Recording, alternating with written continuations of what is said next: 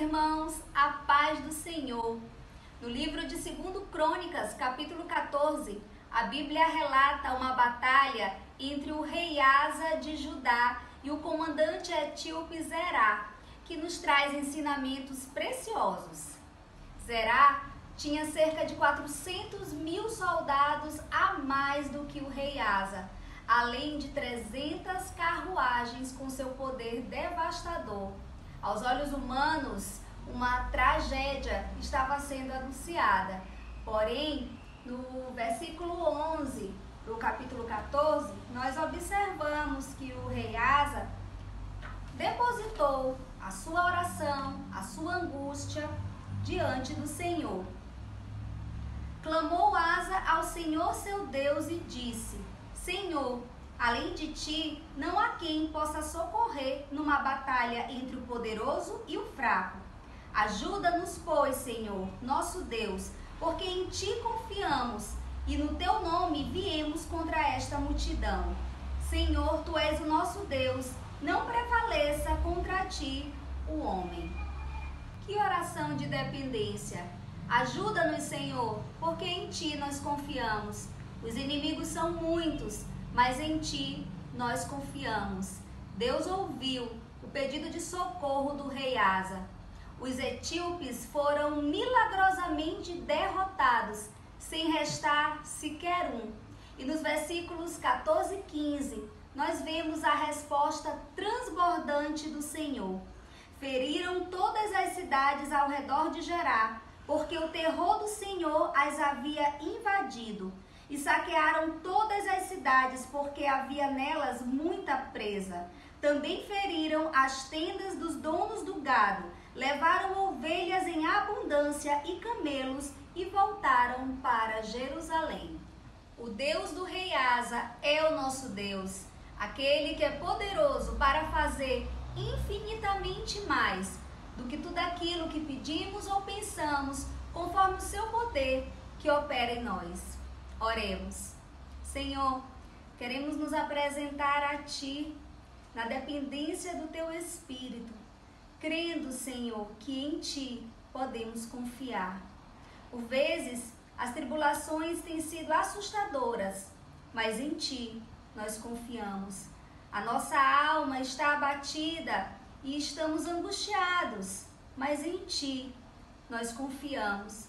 Estamos diante de uma epidemia mundial, mas em Ti nós confiamos. A Ti, Senhor, seja dada a glória na igreja e em Cristo Jesus, por todas as gerações e para todo sempre. Amém.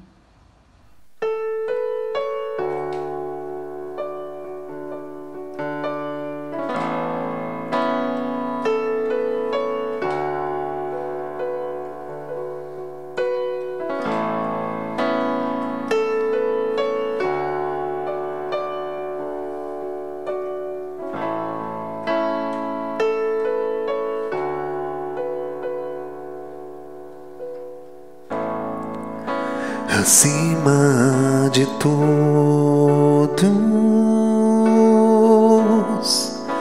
acima de tudo, está o Senhor entronizado.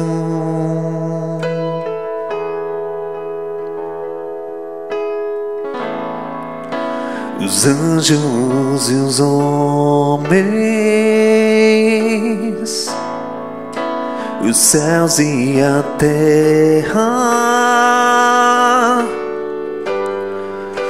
montanhas e mares declaram quem Tu és.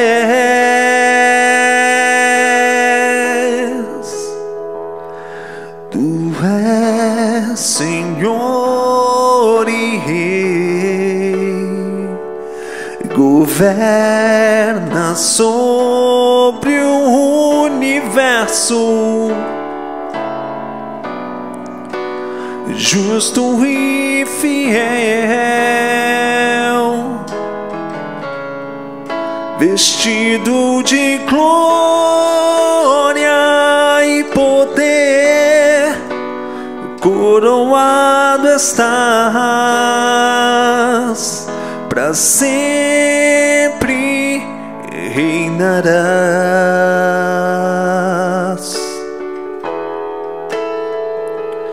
Prostrados aos teus pés, erguemos o teu santo nome em adoração.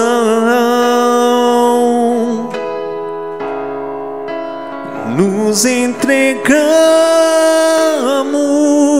a ti, toma o teu lugar e habita entre nós. Ó Santo Deus, ó Santo Deus, ó Santo Deus. Tu és santo, Senhor. Tu és santo, Pai. Tu és santo, Senhor. Louvado seja o teu nome, Pai. Estamos aqui, Deus, para louvar a ti, Deus, engrandecer o teu nome, Senhor, cultuar a um Deus poderoso, grandioso, maravilhoso, um Deus santo. Amém, Senhor. Louvado seja o nosso Senhor, Deus. Queremos nos aproximar da tua palavra, Deus, das tuas promessas, Pai. Descansarmos mais em ti e aprendermos mais de ti, Deus, pois tu és digno, Senhor, de toda honra, todo louvor e toda adoração. Louvado seja o teu nome, Senhor.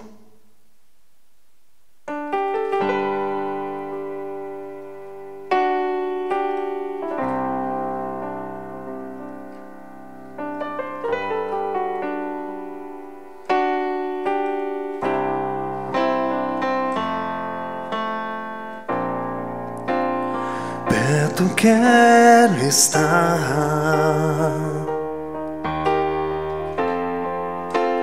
junto aos teus pés,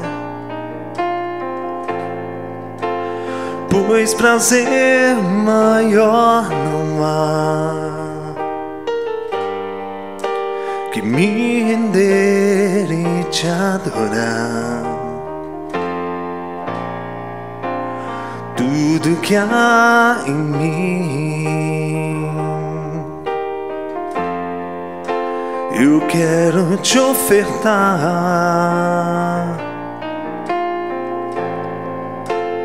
mas ainda é pouco, eu sei, se comparado ao que ganhei. Não sou apenas servo, teu amigo me tornei.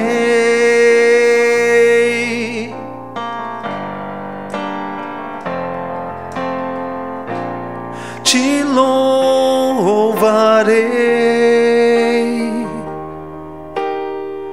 não importam as circunstâncias, adorarei somente a ti, Jesus.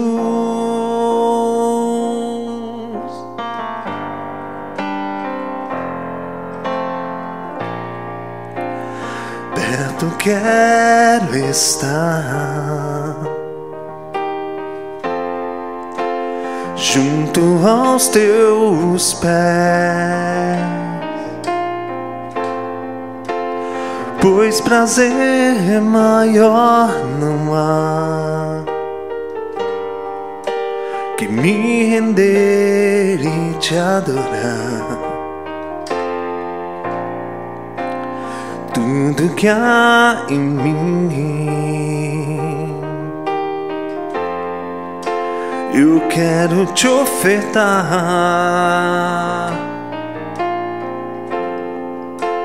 mas ainda é pouco, eu sei, se comparado ao que ganhei. Não sou apenas servo, teu amigo me tornei.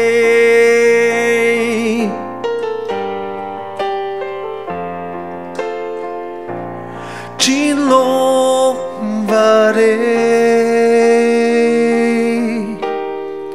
não importam as circunstâncias, adorarei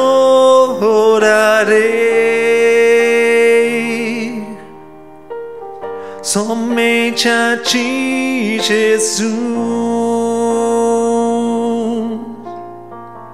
somente a ti, Jesus.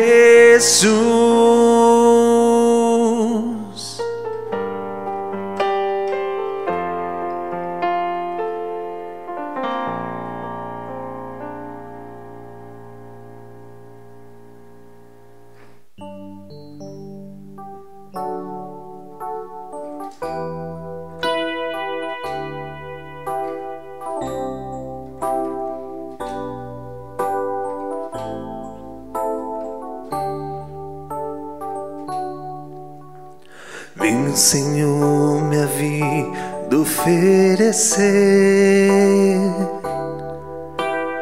como oferta de amor e sacrifício. Quero a minha vida a te entregar como oferta viva em teu altar. Vem, Senhor, minha vida oferecer como oferta de amor e sacrifício. Quero minha vida a te entregar como oferta viva em teu altar, pois pra te adorar foi que eu nasci. Cumpre em mim o teu querer, faça o que está em teu coração, e que a cada dia eu queira mais e mais estar ao teu lado, Senhor.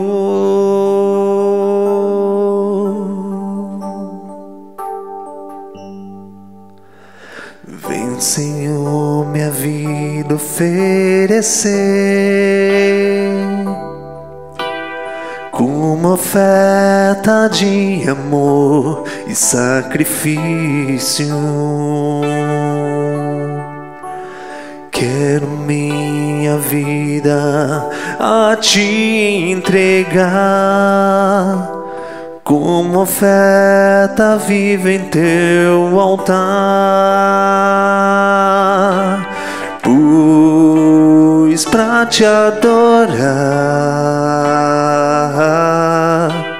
foi que eu nasci. Cumpre em mim o teu querer, faça o que está em teu coração, e que a cada dia eu queira mais e mais estar ao teu lado, estar ao teu lado, estar ao teu lado, Senhor.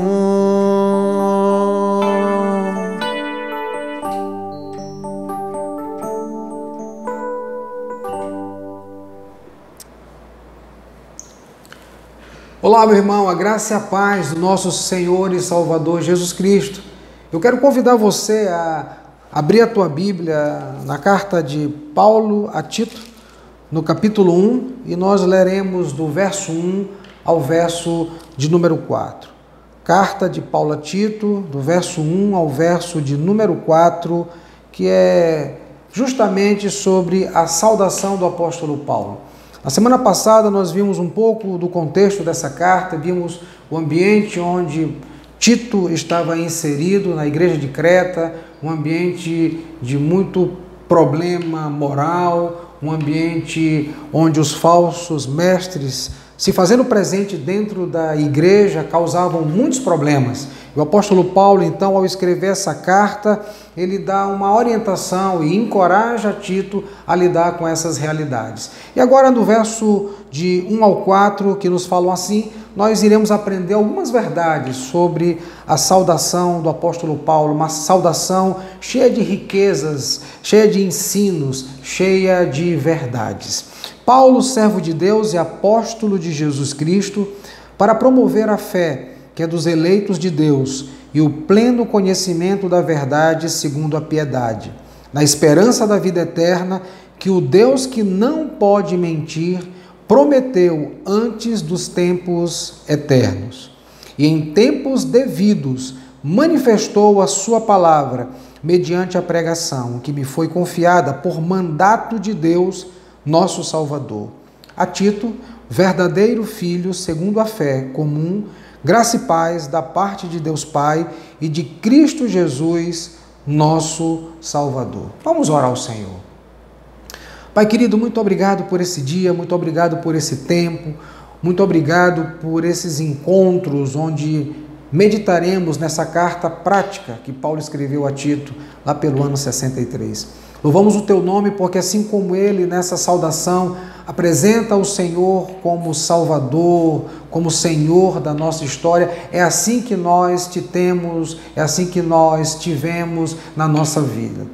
Pai, muito obrigado, Pai, por esse momento, por esses instantes, Pai, em que a Tua palavra falará ao nosso coração, de maneira que a nossa prática seja conduzida por meio da Tua palavra. Nós exaltamos, louvamos e engrandecemos o nome do Senhor. Amém, amém e amém. A graça de Deus está se manifestando de maneira muito preciosa na vida de Tito, na vida da liderança, na vida da igreja, a fim de que possa revelar ao mundo, por meio de um comportamento verdadeiro e compatível com a palavra, o que a palavra poderosa pode produzir, pode gerar na vida de uma pessoa. E nessa saudação de Paulo a Tito e à igreja de Creta, nós podemos perceber a junção exatamente disso, da expressão da verdade de Deus com uma prática, uma conduta. O apóstolo Paulo está trabalhando aqui alguns conceitos, algumas verdades, algumas doutrinas importantíssimas da vida cristã. Mas ao ministrá-las, ao destacá-las, o apóstolo Paulo está levando em consideração a importância de tais doutrinas se fazerem presente na vida prática, nos mostrando o quanto é importante uma doutrina sã para que possamos ter um comportamento exemplar e que possa comunicar Cristo ao mundo. Essa doutrina sã, ela deve andar de mãos dadas com as obras que glorificam a Deus. E isso tudo, como diz o apóstolo Paulo no finalzinho do verso 1, com uma vida piedosa, uma vida temente a Deus, uma vida dependente do Senhor, uma vida confiada totalmente no Deus que não pode mentir, no Deus que não pode falhar. Um pagão um não cristão, ele tinha um amigo que era cristão e eles trabalhavam na mesma empresa. Mas aquele amigo, então, cristão, ele não dava um bom testemunho de vida cristã. Mas ele gostava ali pelos corredores da empresa, próximo do colega não cristão com quem ele trabalhava, de ficar cantarolando uma música bastante conhecida, cujo título é Só o Poder de Deus. E quando ele cantava aquela música, ele assim fazia: só o poder de Deus pode mudar teu ser. A prova que eu te dou, lá, lá, lá, lá, lá, lá. E nessa hora ele não cantava. E essa parte que faltava da canção era justamente a parte que dizia respeito a ele. Só o poder de Deus pode mudar teu ser, mas a prova que eu te dou é que ele mudou o meu. Isso nos mostra o quanto é importante a doutrina influenciar a nossa conduta, a doutrina influenciar a nossa prática. A doutrina sã, como o apóstolo Paulo fala no verso 1 do capítulo 2, influenciando todas as classes presentes na igreja. E a minha igreja, a sua igreja, a igreja da qual nós fazemos parte, ela é composta de pastores, ela é composta de líderes, ela é composta, e todos somos ovelhas, né? Mas de senhor, de senhoras, de criança, de adolescentes. A sã doutrina, ela deve permear todas essas classes da igreja, produzindo um comportamento, produzindo ações, produzindo obras que vão andar de mãos dadas com as verdades apresentadas por Deus para a sua igreja.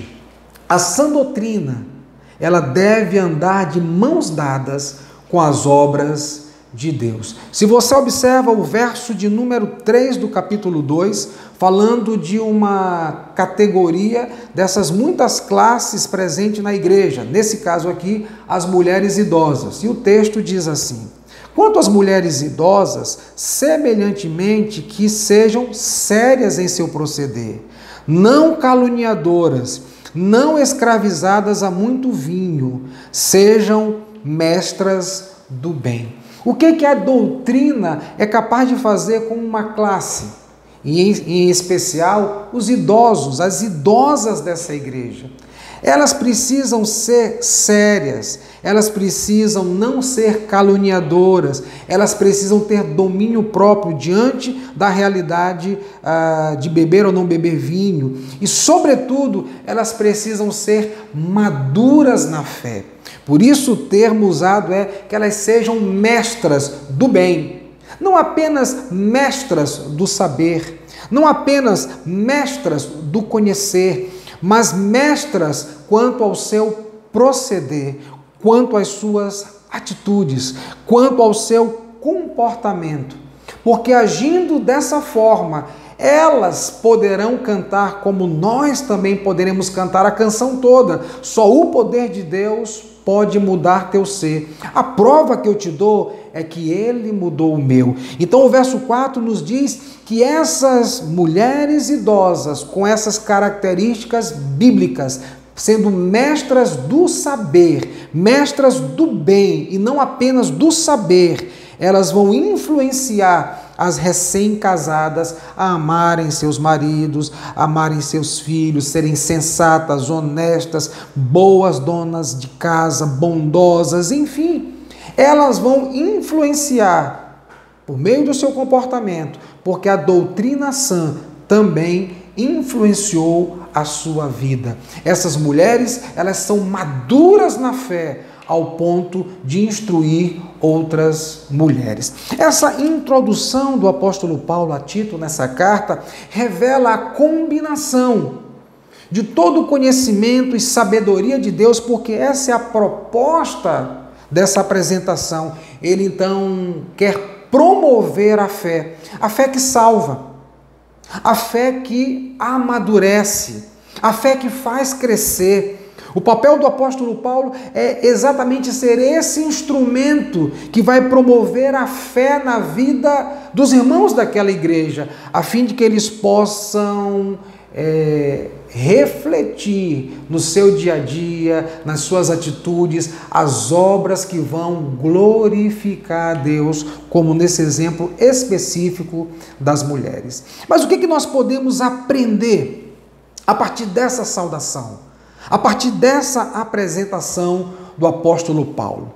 Aqui está muito mais do que uma saudação nominal, eu, Paulo, mas aqui está um homem apresentando as suas credenciais na obra de Deus, com a finalidade, sim, de promover a fé desses irmãos, a fim de que eles possam amordaçar os falsos mestres, a fim de que eles possam combater o comportamento devasso dos cretenses, e essa igreja está na ilha de Creta, lidando com essas realidades e precisando da sã doutrina para que possam produzir um comportamento que vai combater essas realidades. O apóstolo Paulo está se apresentando, mas muito mais do que uma autoapresentação, ele está revelando todas as credenciais que um homem de Deus, um servo de Deus, um filho de Deus, um eleito de Deus, um cooperador de Deus deva ter no reino de Deus. E essa carta começa com o seu nome, Paulo.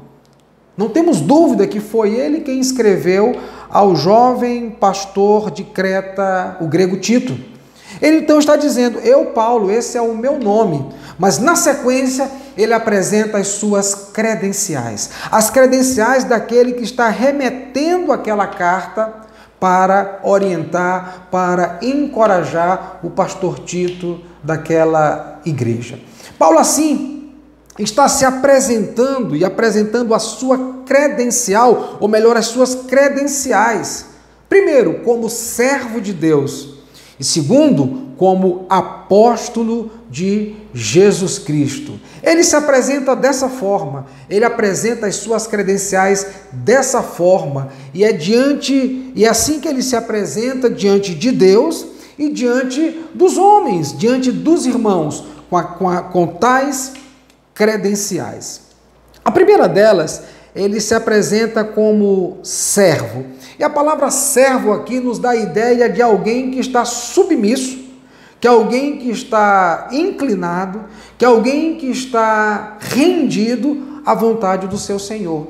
E é exatamente dessa forma que ele se apresenta, como servo de Deus, como servo do soberano, como servo do Deus Todo-Poderoso, do Deus que provê tudo aquilo que a igreja e que nós precisamos para a nossa vida. Foi Deus quem proveu a salvação. Foi Deus quem providenciou a santificação. E é Deus quem providencia a glorificação. Logo, Paulo se apresenta nessa primeira credencial como sendo um servo de Deus. Mas o interessante é que essa expressão, ela só aparece aqui, nas saudações de Paulo. Em outros lugares, Paulo se apresenta como servo, Paulo se apresenta como prisioneiro de Cristo, mas é somente aqui que Paulo vai se apresentar como servo de Deus.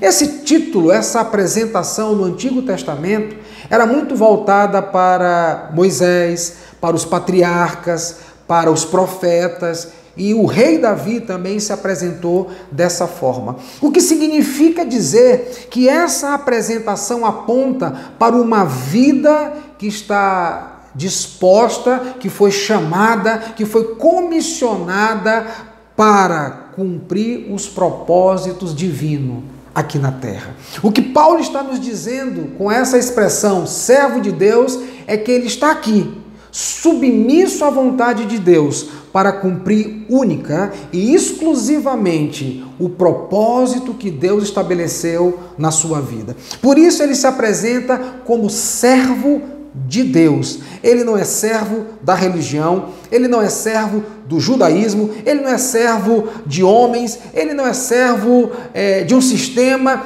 mas ele é servo do Deus soberano, aquele que estabeleceu na vida dos seus eleitos também uma obra para que eles pudessem viver o propósito de Deus aqui na terra. Quando Paulo se apresenta como servo de Deus, o que ele está querendo dizer aqui ele está apontando aqui para a seguinte realidade diante de Deus: submissão. Ele está totalmente submisso quando assim ele apresenta essa primeira credencial. A segunda credencial, também na parte A do verso 1, quando ele se apresenta, após citar o seu nome, é que ele é apóstolo de Jesus.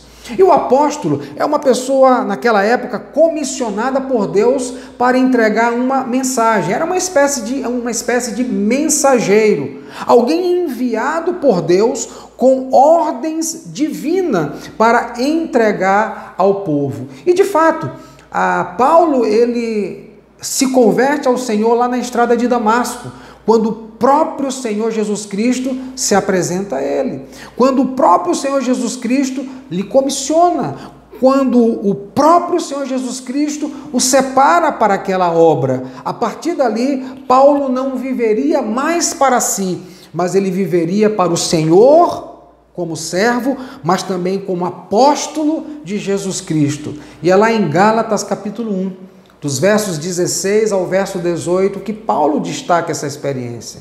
Quando ele se converteu, ele não ficou na companhia dos apóstolos para aprender, mas ele foi para o deserto da Arábia. E ali, por um intervalo de 3 anos, o próprio Senhor revelou a Paulo os ensinamentos que ele precisava pregar, ministrar, transferir ao público gentil, para quem ele se destina como apóstolo dos gentios, mas apóstolo do Senhor, para servir, para evangelizar, para alcançar também os gentios. Logo, quando ele se apresenta com essa segunda credencial como apóstolo de Jesus, ele está dizendo: eu fui comissionado, eu fui enviado com uma mensagem para alcançar os corações. No verso de número 3, aqui do capítulo 1, o apóstolo Paulo, na parte B desse verso, vai dizer que ele foi confiado,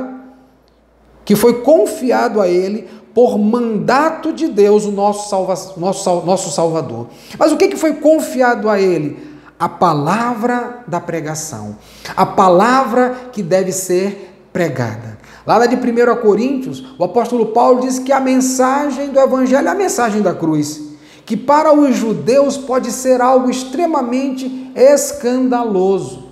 E para o mundo gentil, o mundo greco-romano, o mundo gentil, era uma loucura, porque eles não conseguiam conceber a ideia de que um Messias, de que um rei, um líder de uma nação, morresse da maneira como Jesus morreu. Mas para nós que fomos alcançados pela palavra pregada, isso é poder de Deus para nos libertar do império das trevas e nos transportar para o reino do Filho do seu amor. De maneira que essa vai se tornar a mensagem de Paulo, é a mensagem da cruz que o leva a 1, 2, 3 e talvez uma 4ª viagem missionária, pregando o evangelho da salvação, pregando o evangelho da redenção, pregando o evangelho da reconciliação, porque como apóstolo de Deus, como apóstolo de Jesus Cristo, ele não tem uma mensagem sua, mas ele tem uma mensagem do Deus todo soberano. Por isso, ele então no verso 3 afirma que por mandato de Deus, ele assim o fez. Em outras palavras, é como se Paulo, nessa segunda credencial, ao se apresentar como apóstolo de Jesus, ele estivesse falando, apontando para a sua nomeação. Ele era servo, mas um servo nomeado. Ele era um servo porque estava submisso à vontade de Deus. Mas ao fazer a vontade de Deus, ele assim a fez, porque ele foi nomeado para essa missão. Quando nós olhamos para a trajetória de Paulo, ficamos admirados com a forma como aquele homem crescia, como ele vivia dentro do judaísmo. A Bíblia nos ensina que aquele homem foi criado aos pés de Gamaliel, um dos mais importantes mestres daquela época. Paulo era um homem profundo no conhecimento das Escrituras, das leis, da Torá. Paulo era um homem que tinha uma dupla nacionalidade. Ele era hebreu e era também cidadão romano, título comprado por uma soma de dinheiro. Paulo falava pelo menos 2 línguas, o grego, que era a língua falada da época, e o hebraico. E há quem diga que em casa ele falava o aramaico. E como cidadão romano, possivelmente Paulo também falava o latim, uma língua morta do povo latus. Mas em Filipenses capítulo 3, verso 7, por causa de Cristo, Paulo faz uma declaração que coloca todos esses valores como perda, por causa da grandeza do Senhor Jesus na sua vida, por causa da salvação do Senhor, por causa da beleza do Evangelho de Cristo, por causa do chamado de Cristo na sua vida. Lá em Filipenses capítulo 3, verso 7, ele diz assim: mas o que para mim era lucro, isso considerei perda por causa de Cristo. O apóstolo que apresenta 2 importantes credenciais aqui, servo e mensageiro, servo e apóstolo, submisso e nomeado, ele diz que todos esses valores que fizeram parte da sua vida, todos esses títulos que outrora ele valorizava e que fazia parte da sua trajetória de vida, ele agora considera como perda. Aquilo que para ele era lucro. E essa palavra lucro, ela está no plural, apontando para todos os valores, como esse que eu citei, que faziam parte da vida de Paulo. Ele diz que foi circuncidado ao 8º dia. Ele diz que era filho de hebreu com hebreu. Ele disse que com relação à lei, ele era rigoroso, ele era fiel. Com relação ao zelo, perseguidor de uma suposta seita do Nazareno, de um tal Jesus que havia ressuscitado. Ele era um homem que possuía todos esses valores que eram indispensáveis dentro da sua cultura e religião. Mas quando ele encontra Cristo na estrada de Damasco, os valores que pareciam ser lucro, todos os valores ali, tudo aquilo que parecia ser lucro para ele, ele considera como perda por amor a Cristo. Uma certa feita, um pastor cheio de títulos, ele foi pregar numa igreja, convidado de um pastor colega, de um pastor amigo. E quando aquele pastor daquela igreja estava prestes a anunciar o convidado daquela noite, ele pediu que ele colocasse num pedaço de papel todos os seus títulos. E aquele pastor convidado, ele possuía graduação, pós-graduação, mestrado, doutorado, pós-doutorado, e a expectativa daquele pastor que iria apresentá-lo para um auditório de mais de 20 mil pessoas era que ele pudesse ter a liberdade, a oportunidade de falar dos títulos daquele servo de Deus, daquele homem de Deus. E então aquele homem escreve no papel o seu título, dobra e entrega para o pastor daquela igreja, o pastor local daquela igreja. Quando o pastor então, diante daquela multidão, vai anunciá-lo, ele abre o papel na expectativa de ver todos os títulos daquele homem, está simplesmente e poderosamente escrito: servo de Deus. É isso que nós somos diante de Deus. Não estou com isso ignorando, desprezando a importância de estudarmos, nada disso. Mas estou dizendo que a semelhança do apóstolo Paulo, todas essas coisas que poderiam ter um valor primário, elas se tornam como perda por causa do próprio Cristo. Não que estudar não seja necessário, não que especializar, fazer um mestrado, um doutorado não seja importante. Claro que tem o seu valor, claro que tem o seu significado, mas nada pode ser mais brilhante, mais importante do que ser um servo comissionado do Senhor, para transmitir a sua mensagem a fim de alcançar os corações dos eleitos, para servi-lo por meio das obras, a fim de que o nome do Senhor seja glorificado. Nós podemos olhar na vida do apóstolo Paulo e nessa saudação de um servo e de um comissionado, um homem que tinha um currículo, digamos assim, invejável na sua época. Aprendemos que o nosso currículo, ele é ofuscado pela glória de Deus, pela glória do Deus a quem nós servimos, pela glória do Deus que nos comissionou. Nós precisamos entender como nessa saudação do apóstolo Paulo, que uma vez que somos propriedade exclusiva de Deus, nós devemos estar a serviço do Senhor e do Salvador.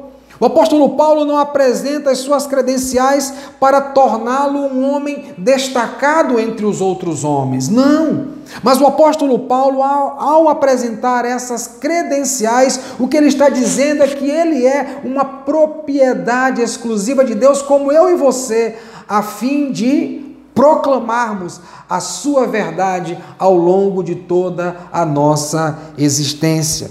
É por isso que no verso 3 do capítulo 3, Paulo vai dar um testemunho pessoal, quando ele diz assim: pois nós outrora éramos nécios, desobedientes, desgarrados, escravos de toda sorte de paixões e prazeres, vivendo em malícia e inveja, odiosos e odiando-nos uns aos outros. Paulo está dando o testemunho dele.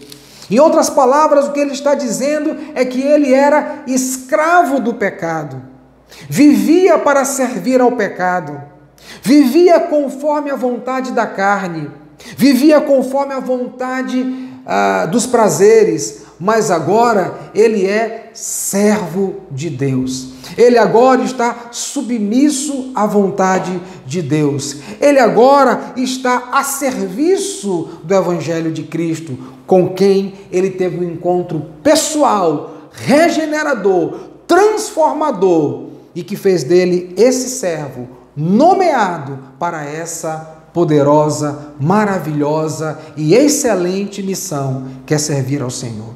O que nós somos? Quem você é no reino de Deus? Quem nós somos como igreja? Quem nós somos como povo de Deus?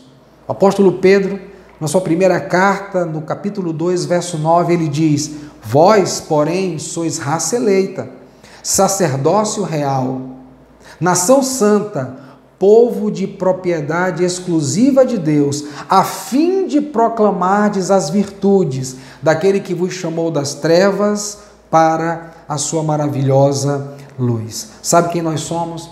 Nós somos alguém que outrora serviu ao pecado, como o apóstolo Paulo. Mas agora, por sermos exclusividade de Deus, vivemos para o propósito de glorificar ao Senhor. Vivemos para o propósito de proclamarmos as virtudes daquele que encontrou Paulo na estrada de Damasco e o transformou, e encontrou a mim e a você, onde nós estávamos, servindo ao pecado, e agora nos fazendo servos do Deus Todo-Poderoso, do Deus soberano. É quem nós somos. É quem nós somos como igreja. É quem nós somos como povo de Deus. Por isso é que essas mulheres idosas, uma vez alcançadas pela graça, uma vez alcançadas pelo favor do Senhor, elas agora vão proclamar as virtudes daquele que as tirou das trevas e as transportou para a maravilhosa luz. Eu e você temos que entender uma verdade a respeito dessa saudação tão profunda de Paulo, se declarando como servo de Deus e também como apóstolo, um comissionado para servir a Deus. Como Paulo, que era um servo de Deus, um comissionado de Deus, será que eu e você, nós temos servido a Deus conforme o propósito da vontade dele? Conforme o propósito da vontade do Senhor? Ou será que eu e você temos servido quando queremos, servido quando podemos? Nós estamos servindo no dia em que achamos melhor, ou no dia em que nós não achamos conveniente, nós não servimos? Será que é dessa forma que nós temos encarado o serviço, em nome daquele que nos tirou do império das trevas e nos transportou para o reino do Filho do seu amor? Em Mateus capítulo 26, verso 39, quando Jesus estava no Getsêmani, chama os seus discípulos para orar e eles dormem. E Jesus, então, angustiado, porque a próxima cena da sua vida seria a crucificação, quando ele levaria sobre si os nossos pecados, quando ele providenciaria para nós ali a justificação, a declaração de justos diante de Deus por causa de um sacrifício perfeito que foi apresentado a Deus, mas o Senhor ficou angustiado. Diante daquela missão que lhe foi conferida, para esse propósito, ele foi enviado por Deus. E ele veio como servo. E a Bíblia fala que por um momento em sua oração, Jesus disse: Senhor, se possível, passa de mim esse cálice. Se possível, transfere de mim. Coloque esse cálice na vida daqueles que fizeram por merecer, mas não em mim, porque eu não fiz por merecer. Porque nos diz a Bíblia que o castigo que nos trouxe a paz estava sobre ele. E pelas suas pisaduras nós fomos sarados. Pelas suas pisaduras, pelo seu sofrimento, pela sua morte, nós fomos salvos da ira de Deus. Mas o Senhor, naquele momento, como servo, ele diz: todavia, não seja como eu quero, mas como tu queres. Um servo não faz o que quer. Um servo não faz quando quer. Um servo não faz como quer. Um servo, ele diz como o servo Jesus disse aqui: todavia, seja feita a tua vontade e não a minha. Todavia, seja feita conforme o teu querer, conforme a tua vontade, conforme o teu propósito, e não como eu quero. Lá em Mateus capítulo 20, verso 28, a mãe de Tiago e João, ouvindo toda aquela história de reino que Jesus tanto pregava, deu uma sugestão para o mestre: já que o Senhor vai implantar o teu reino, não tem como colocar um filho meu à direita e o outro filho à esquerda, João à direita e Tiago à esquerda. E Jesus disse: não, vocês não estão entendendo nada sobre esse reino. Esse reino não está falando de ser servido. Esse reino não está falando de posições. Esse reino não está falando de um currículo invejável. Esse reino não está falando de palavras bonitas sem atitudes verdadeiras. Esse reino não está falando disso. Esse reino está falando de servir. E aí Jesus então diz: porque o Filho do Homem veio para dar a sua vida em resgate por muitos. Ele veio para servir. O próprio Jesus é nosso maior exemplo de serviço. Ele não serve como quer, quando quer, a hora que quer e a quem quer, mas ele simplesmente se submete, se coloca como um servo. E quando Paulo, alcançado por esse servo, é salvo, não dá em outra a não ser em ser um servo fiel àquele que serviu com a sua morte para que nós tivéssemos a vida eterna. Por isso ele, na sua teologia, vai dizer que a nossa esperança está na vida eterna, que o Deus que não pode mentir prometeu a todos nós. O Senhor Jesus é o maior exemplo de serviço para um apóstolo, para um nomeado que está ali com a finalidade de servir ao corpo de Cristo, de servir ao Senhor, sendo um instrumento de bênção, de encorajamento, de instrução para a igreja do Senhor Jesus. Filipenses capítulo 2, verso 7, é o maior exemplo, nas palavras do apóstolo Paulo, nas palavras inspiradas por Deus na vida do apóstolo Paulo, quando apresenta Jesus como servo, aquele que se esvaziou, aquele que se humilhou, aquele que não usou a trajetória de vida de ser Deus para ser Deus naquele momento e não sofrer, mas ele simplesmente, como homem, ele sofre, ele se esvazia da possibilidade de agir só como Deus e não como Deus encarnado na forma de homem, mas ele não abre mão da sua humanidade e como homem ele sofre no nosso lugar, ele derrama a sua vida para que a nossa vida fosse levantada, fosse retirada do império das trevas e transportada para o reino dos filhos do seu amor, para o reino de Jesus, para o reino de Deus, com o propósito de servi-lo.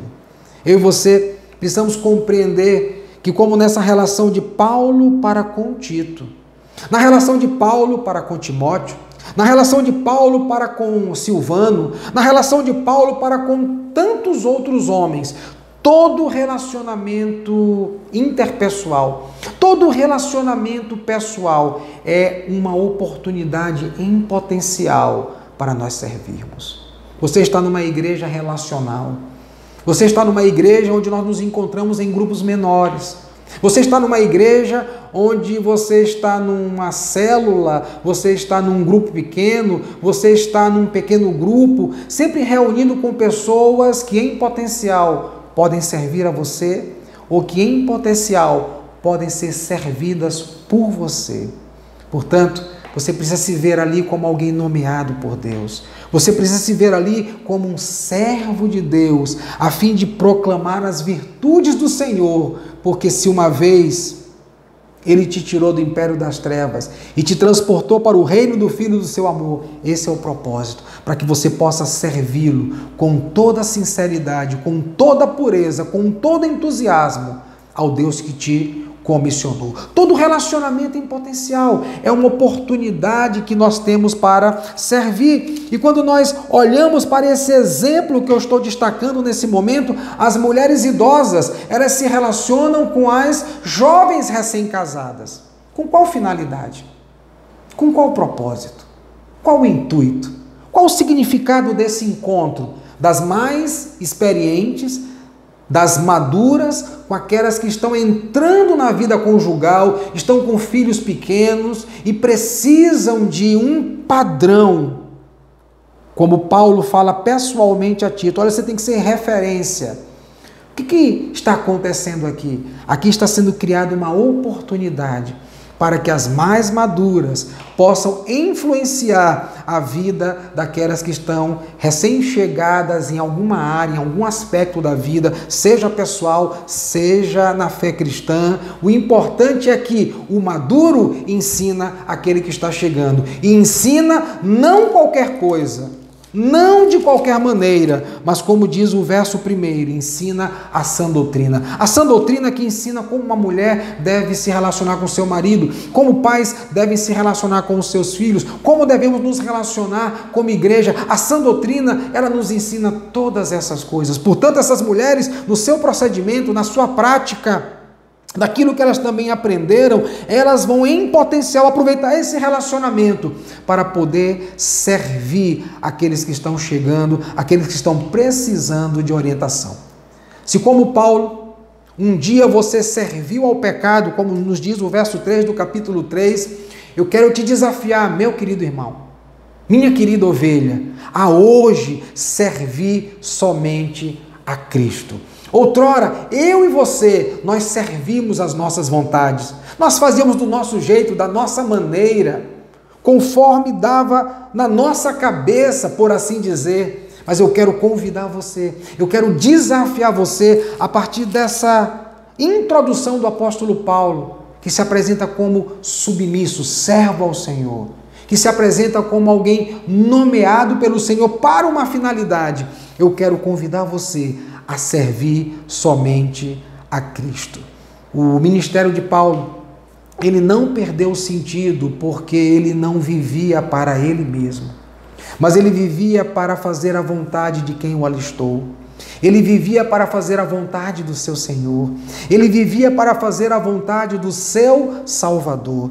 E no verso 1, ainda no início da parte B do verso 1, ele diz que está ali para promover a fé dos eleitos. Ele está ali para promover a fé daqueles irmãos da igreja de Creta. Ele está servindo ao Deus que o chamou na estrada de Damasco. Ele está servindo, como na linguagem de 2 Timóteo 2, ao Deus que o alistou, ao Deus que o comissionou, ao Deus que o convocou, não para servir do jeito que ele queria, para não perder o propósito, mas para servir da maneira como Deus queria que ele servisse, que é a mesma maneira que Deus quer que nós o sirvamos nesse tempo da nossa vida, na igreja na qual estamos inseridos, na célula onde o Senhor te plantou para ser bênção na vida do outro, para olhar um relacionamento como um potencial para servir alguém, para comunicar as verdades do Senhor por meio de um discipulado, por meio de um aconselhamento, por meio de um estudo bíblico, por meio das verdades do Senhor. Para isso foi que o Senhor nos resgatou do império das trevas e nos transportou para o reino do Filho do seu amor, para que a semelhança de Paulo, a semelhança do que Tito vai fazer, a semelhança do que todas essas classes da igreja estão sendo desafiadas a fazer, nós somos chamados para proclamar as virtudes daquele que nos salvou. Deus proveu para a sua igreja tudo o que ela precisa.